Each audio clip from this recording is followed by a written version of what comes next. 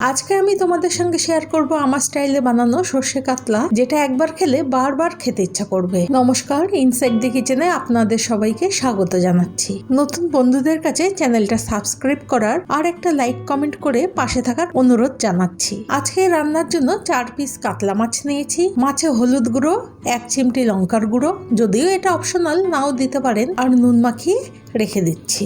মাছ যদি টাটকা হয় না, তাহলে ভাজার সময় খুব সুন্দর একটা গন্ধ বের হয়। প্রথমেই গুঁড়ো মশলা দিয়ে একটা মিশ্রণ বানিয়ে নেব। তার জন্য 1 চামচ গ্রেট করা আদা, 1/2 চামচ হলুদ গুঁড়ো, 1 চামচ জিরে গুঁড়ো, 1/2 চামচ ধনে গুঁড়ো আর 1/2 চামচ মতো লঙ্কার গুঁড়ো জল দিয়ে গুলে নিচ্ছি।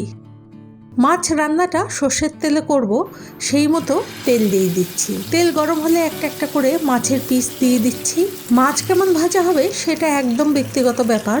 আমি একটু কড়া করেই মাছ ভাজি। এক পাশ ভাজা হলে উল্টে দিয়ে আরেক পাশ ভেজে নিচ্ছি। যারা নরম মাছ খেতে পছন্দ করেন তাদের এতক্ষণ ভাজার দরকার নেই। আমি প্রায় 7 থেকে 8 মিনিট ধরে মাছগুলোকে মিডিয়াম টু লো ফ্লেমে ভেজে নিচ্ছি। এই দেখুন, সবকটা ভাজা হয়ে গেছে। আচ্ছা, মাছ ভাজা হয়ে গেলে ওই তেলেই ফোড়ন দিচ্ছি 1/2 চামচ মতো কালো জিরে আর 2টো কাঁচা লঙ্কা। একটা ছোট টিপস হচ্ছে যে সর্ষের রান্নাতে কাঁচা লঙ্কা দিলে ফ্লেভারটা অনেকটাই বেড়ে যায়। 1 মিনিট মতো ভেজে নিয়ে 3 কোয়া রসুন ছোট ছোট করে কেটে নিয়ে দিয়ে দিলাম। এই রান্নাতে রসুন দিলে মাছ রান্নার স্বাদ অনেকটাই বেড়ে যায় আর একটু অন্যরকম খেতেও লাগে। তবে কেউ না চাইলে স্কিপ করে যেতে পারেন। রসুন একটু ভেজে নিয়ে একটা টমেটো কেটে দিচ্ছি। টমেটো দেওয়ার সাথে সাথে দিয়ে দিচ্ছি নুন, তাতে টমেটোটা একটু তাড়াতাড়ি সেদ্ধ হয়ে যাবে। একটু ভেজে নিয়ে ঢাকা দিয়ে দিচ্ছি। 2 থেকে 3 মিনিট পরে ঢাকাটা খুলে দিচ্ছি। ভালো করে সেদ্ধ হয়ে গেছে টমেটোটা। এখন আগে থেকে যে মশলা মিশ্রণটা বানিয়ে রেখেছিলাম সেটা দিয়ে দিচ্ছি। মশলা আর টমেটো সব একসাথে কষাতে থাকবো। কষাতে কষাতে দেখুন মশলা আর তেল আলাদা হয়ে গেছে। আচ্ছা, এখন আগে থেকে 2 চামচ মতো সর্ষে আর 2 চামচ পোস্ত একসাথে বেটে রেখেছিলাম একটু নুন দিয়ে, সেটা দিয়ে দিচ্ছি। সত্যি কথা বলতে কি, সর্ষে পোস্ত রান্নাতে কোনো রকম মশলার দরকার হয় না, খুব সহজেই রান্না হয়ে যায়। তবে আমি আজকে 2-1টা উপকরণ যোগ করেছি, তাতে একটু অন্যরকম খেতে হবে। সর্ষে পোস্ত মশলার সাথে ভেজে নিচ্ছি। দেখুন কত সুন্দর লাগছে, আর গন্ধও বেরিয়েছে কিন্তু দারুণ।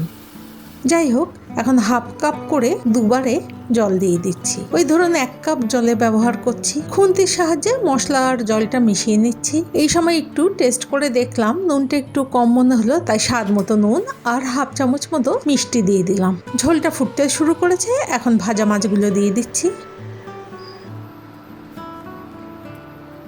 ভাজা মাছগুলো দিয়ে ঢেকে রাখছি ওই 5 থেকে 6 মিনিট মতো। যেহেতু মাছগুলো বেশ কড়া করে ভাজা আছে, খুব তাড়াতাড়ি রান্নাও হয়ে যাবে। 5 মিনিট হয়ে গেছে। পরে ঢাকা খুলতেই সর্ষের এত সুন্দর ঝাঁঝ নাকে এলো যে কি বলবো। শেষে কাঁচা লঙ্কা আর ধনেপাতা দিয়ে গ্যাস বন্ধ করে ঢাকা দিয়ে রাখছি। রান্নাটা হয়ে যাওয়ার পরে ঝোলটা আর একটু ঘন হয়ে গেছে। খেতে কিন্তু অসাধারণ হয়েছে, জানেন তো। আজকের এই রেসিপিটা কেমন লাগলো জানাতে ভুলবেন না, আর ভালো লাগলে একটা লাইক করে দেবেন। ধন্যবাদ।